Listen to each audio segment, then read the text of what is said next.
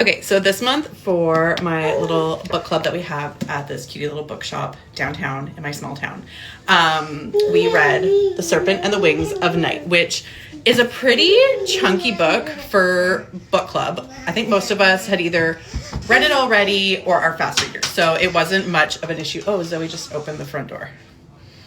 We're bright. She's bright. Don't go outside. I was surprised at how much I liked this. I already had it as an Audible book, and I think I had it on Kindle Unlimited already, but I kept putting it off because I was having a really hard time getting into like the more popular, I'm going to close this, the more like book talky fantasy books. I'm almost 40. A lot of them are just, they're a little too young, I found. Like ACOTAR, loved it to a point. Powerless, could not understand, still do not understand the hype around that book at all. But again, like I'm almost 40. I think it was probably better suited for kids my kids' age. So I was a little nervous going into this one. I ended up giving this a 4-star. This was everything I was hoping Powerless was going to be, but wasn't, for me at least. This had, like, there was a little bit more tension. There was spice, but it wasn't, like, smut.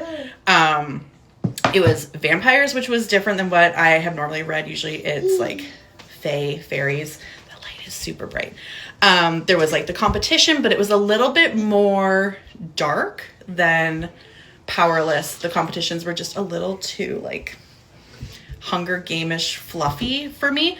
This was, if you didn't like Powerless, try this. If you liked Powerless, you'll probably still love this because it was very similar, but just like a little more mature, I found. So I've already downloaded the second book, which is like Ashes and the Star-Cursed King. I believe it's a 4-part series. They are a little chunky. This one's like 426, I think, which like isn't terrible for a fantasy book. But it's big enough. But yeah, absolutely highly recommend if you're in that like 40 plus crowd.